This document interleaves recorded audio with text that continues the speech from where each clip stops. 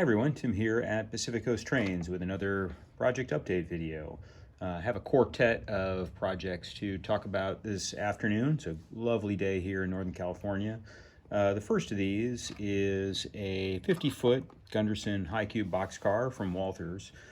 Didn't actually have to do too much to this car. Out of the box, it comes in pretty good shape. It's got nice wire grab iron, separate door rods. This one got a little bit of a craft acrylic fade put to it. I'm not sure you can actually sort of see the coloration changes, but it's there but subtle, meant to be a modern boxcar. And then obviously added some custom painted graffiti in the usual spots where these kinds of cars are going to pick up tags. A couple of those from prototype photographs, a little bit of weathering on the ends. The other side also got a couple of large tags put onto it. A little bit of multicolored variation in there. Generally pretty good. Didn't take me terribly long to knock this one out. A little bit of a treatment to the roof. The seam caps between the panels have just a slight discoloration to them, and the overall roof has been weathered from a silver down to a more muted grayish color. But overall, this one was a pretty easy, fun project. Not too bad to get it out and working revenue service on the layout. So we'll put that off to the side and move on to the next one. The next car is also from Walthers. It's one of their Pullman standard 5,000 cubic foot pressure flow hoppers. This car actually started life pretty garishly decorated for, I can't even remember the original road name, but soaked it in the isopropyl alcohol bath, scraped off all the paint, and then so took it down to the raw plastic, but then repainted it in a primer gray color, as a lot of these cars wind up looking pretty generic after a fashion. But in between laying down the base weathering coat, I actually did a few modifications to this car. First thing is I added wire grabs to the various ends, and the other thing that I did was narrow the ladder grabs considerably as well. They were quite a bit thicker. Let's try and zoom in here. They were quite a bit thicker than what you can actually see here. When they started, used a thin chisel to narrow those down. All that in there got narrowed on both ends of the car. Not a lot of modifications to it apart from that. Oh, also used the metal walkway from Plano as well. Kind of upgraded that car.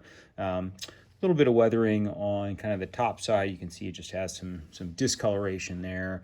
Obviously custom decal for GPFX, and then use some of the microscale decals to cover off on some of the normal pressure aid markings that they have here on the car, as well as in the end cages as well. Also upgraded the platforms to some exact rail parts too.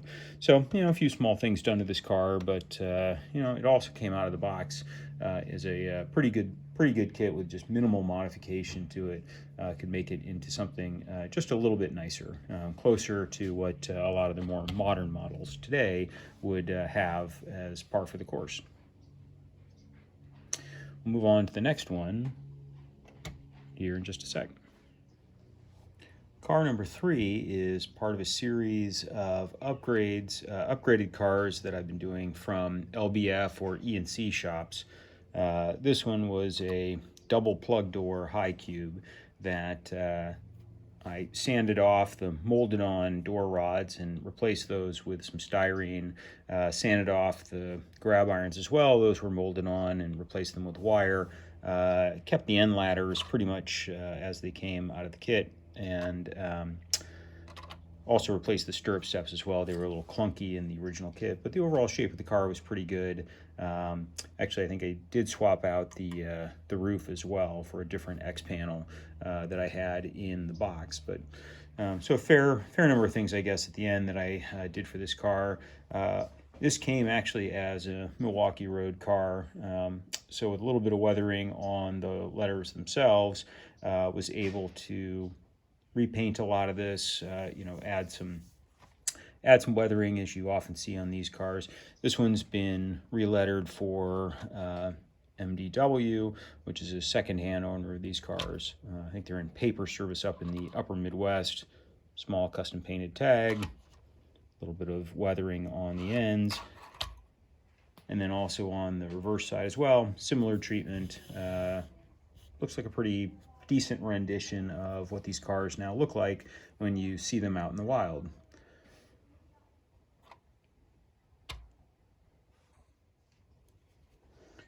Fourth car this afternoon is another from my LBF Rescue series. This is Southern Pacific 228800, former Golden West car. I actually had taken a photograph of this car on a trip up into the Sierras a number of years ago, and then found a few other photos online. Basic treatment for the car was pretty straightforward. Again, shaved off and replaced the grab irons on the side and the stirrup steps. Used slightly better ladders. I think these are the exact rail ladders for the ends, an exact rail crosswalk platforms, added in the cut levers as well, and used Katy couplers, I think the 58s for the ends. But really the star of this car is the weathering effort. Just like the other ones that I've done in the set, stripped down to the bare plastic and repainted. Used a variety of different kind of grays and gray blues to try and get this underlying color, oversprayed with the patch outs, and then went to work on some of the pitting, the grime and dirt buildup on the lower parts of the car, the tagging, overlaying some additional grime to kind of fade some of that out, and then adding in some of the more recent patches that this car has. It's actually a pretty attractive car. Looking at it on the model railroad that I've got, you can see the ends, pretty straightforward. This side is the side that I actually had a photograph of. Did a pretty decent job, I think, of rendering out the graffiti that the prototype has, including some of the paint over darker blue or richer blue patches.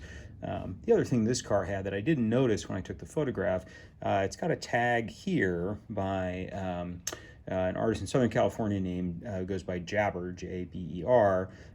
He also tags a lot of his cars with this White Ninja logo, which is what this car actually has. And if I pick this up and bring that closer into the camera, you can see the White Ninja profile. It's got the sort of blue paint out on part of the face per the prototype, but was pretty pleased to actually see that my photograph had this in, because I've actually bought a sweatshirt from him and his company as well. I think it goes by Two Ninjas. I think he and his wife are both artists.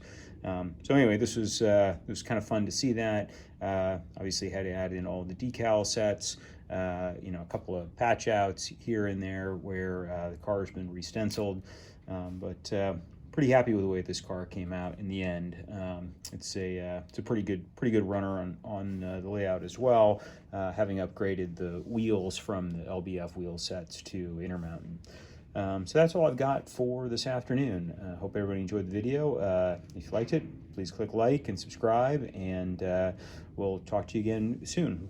Any comments or questions, please leave those. Be happy to answer anything that people would like to know about these or other projects I've been working on. Thanks so much. Happy modeling. Take care.